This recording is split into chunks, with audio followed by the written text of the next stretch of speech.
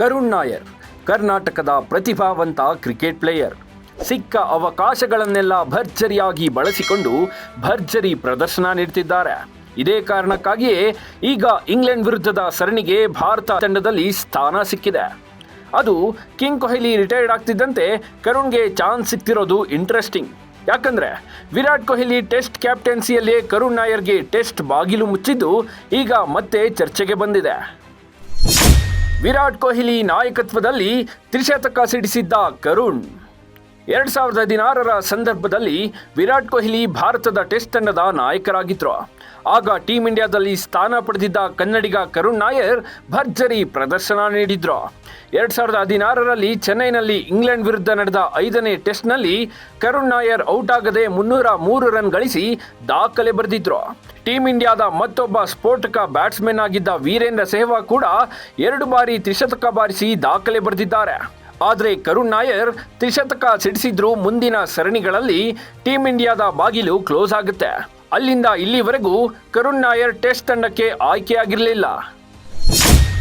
ಪ್ರಥಮ ದರ್ಜೆ ಕ್ರಿಕೆಟ್ನಲ್ಲಿ ಕರುಣ್ ಸಿಡಿಲಬ್ಬರ. ಕರುಣ್ ನಾಯರ್ಗೆ ಇಂಡಿಯಾ ಟೆಸ್ಟ್ ತಂಡದ ಬಾಗಿಲೇನು ಮುಚ್ಚಿತ್ತು. ಅದಕ್ಕೆಲ್ಲ ಹೆದರದ ಕರುಣ್ ನಾಯರ್ ತಮ್ಮ ಅದ್ಭುತ ಪ್ರದರ್ಶನ ಮುಂದುವರಿಸಿದ್ರು. ಪ್ರಥಮ ದರ್ಜೆ ಕ್ರಿಕೆಟ್ನಲ್ಲಿ ಕಳೆದ ಸೀಸನ್ನಲ್ಲಿ ಕರುಣ್ ನಾಯರ್ ಭರ್ಜರಿ ಸಾಧನೆ ಮಾಡಿದ್ದಾರೆ. ಕಳೆದ ಡೊಮೆಸ್ಟಿಕ್ ಸೀಸನ್ನಲ್ಲಿ 3 ಮಾದರಿ ಸೇರಿ ಸುಮಾರು 2,000 ರನ್ ಗಳಿಸಿ ಎಲ್ಲರ ಹುಬ್ಬೇರುವಂತೆ ಮಾಡಿದ್ರು. ಅದರಲ್ಲೂ 9 ಶತಕಗಳು ಸೇರಿದ್ವು. ಕರುಣ್ ನಾಯರ್ ಆಯ್ಕೆ ಮಾಡಬೇಕು ಅಂತ BCCIಗೆ ಒತ್ತಡವೂ ಹೆಚ್ಚಾಗಿತ್ತು. ಹಾಗಾಗಿ ಅವರಿಗೆ BCCI ಆಯ್ಕೆ ಸಮಿತಿ ಮತ್ತೊಂದು ಅವಕಾಶ ನೀಡಿದೆ.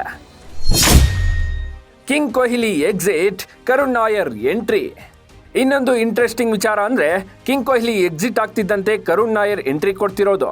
ಹೌದು, 2016ರ ಸಂದರ್ಭದಲ್ಲಿ ಕೊಹ್ಲಿ ಕ್ಯಾಪ್ಟನ್ಸಿಯಲ್ಲಿ ಕರುಣ್ ನಾಯರ್ ಭರ್ಜರಿ ಪ್ರದರ್ಶನ ನೀಡಿ ಫೇಮಸ್ ಆಗಿದ್ರು. ಆದರೆ ಅದಾದ ಸ್ವಲ್ಪ ದಿನಗಳಲ್ಲೇ ಕರುಣ್ ಟೆಸ್ಟ್ ತಂಡದಿಂದ ನಿರ್ಗಮಿಸಬೇಕಾಯಿತು. ಕೊಹ್ಲಿ ನಾಯಕತ್ವದಲ್ಲಿರುವಾಗಲೇ ಕರುಣ್ ನಾಯರ್ ಸ್ಥಾನ ಕಳೆದುಕೊಂಡು ವೈಟ್ ಜರ್ಸಿ ಬಿಚ್ಚಿಟ್ಟು ಹೊರಬರಬೇಕಾಗಿತ್ತು. ಆದರೆ ಈಗ ಕಿಂಗ್ ಕೊಹ್ಲಿ ಟೆಸ್ಟ್ಗೆ ನಿವೃತ್ತಿ ಘೋಷಿಸಿದ್ದಾರೆ. ಇಂಥ ಹೊತ್ತಲ್ಲಿ ಕರುಣ್ ನಾಯರ್ಗೆ ಮತ್ತೆ ಚಾನ್ಸ್ ಸಿಕ್ಕಿದ್ದು ಕಮ್ಬ್ಯಾಕ್ ಮಾಡಿದ್ದು ಅಚ್ಚರಿ ವಿಚಾರವೇ. ಸದ್ಯ ಆಯ್ಕೆಯಾಗಿರೋ ಕನ್ನಡಿಗನಿಗೆ ಮಾಜಿ ಕ್ರಿಕೆಟಿಗರು ಜೋಶ್ ತುಂಬಿಸುತ್ತಿದ್ದಾರೆ. ಕೊಹ್ಲಿ ಸ್ಥಾನ ತುಂಬುತ್ತಾರಾ ಕರುಣ್ ನಾಯರ್? ಕಳೆದೊಂದು ದಶಕದಿಂದ ವಿರಾಟ್ ಕೊಹ್ಲಿ ಟೆಸ್ಟ್ನಲ್ಲಿ 4ನೇ ಕ್ರಮಾಂಕದಲ್ಲಿ ಬ್ಯಾಟಿಂಗ್ ಮಾಡ್ತಿದ್ರು.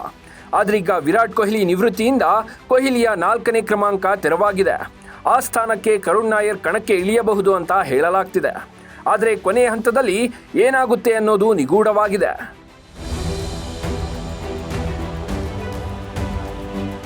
ಒಟ್ನಲ್ಲಿ ರಣಜಿ ಟ್ರೋಫಿಯಲ್ಲಿ ಅದ್ಭುತ ಪ್ರದರ್ಶನ ನೀಡಿದ ಕನ್ನಡಿಗ ಕರುಣ್ ನಾಯರ್ಗೆ ಕೊನೆಗೂ ಭಾರತ ತಂಡದಲ್ಲಿ ಅವಕಾಶ ಸಿಕ್ಕಿದೆ. ರಣಜಿಯಂತೆ ಇಂಗ್ಲೆಂಡ್ ಟೂರ್ನಿಯಲ್ಲೂ ಕರುಣ್ ಅಬ್ಬರಿಸ್ತಾರಾ ಅನ್ನೋದು ನಿರೀಕ್ಷೆ ಹೆಚ್ಚಿಸಿದೆ. Bureau report, boss TV Kannada. Latest ಹಾಗೂ ಇಂಟ್ರೆಸ್ಟಿಂಗ್ ಸುದ್ದಿಗಳಿಗಾಗಿ ಬಾಸ್ ಟಿವಿ ಕನ್ನಡ ಚಾನೆಲ್ನ ಸಬ್ಸ್ಕ್ರೈಬ್ ಮಾಡಿ. ಹಾಗೆಯೇ ಬೆಲ್ ಐಕಾನ್ ಪ್ರೆಸ್ ಮಾಡಿ. ಇದರ ಜೊತೆಗೆ ಫೇಸ್ಬುಕ್, ಇನ್ಸ್ಟಾಗ್ರಾಮ್, ಎಕ್ಸ್ನಲ್ಲೂ ಮಿಸ್ ಮಾಡದೆ ಫಾಲೋ ಮಾಡಿ.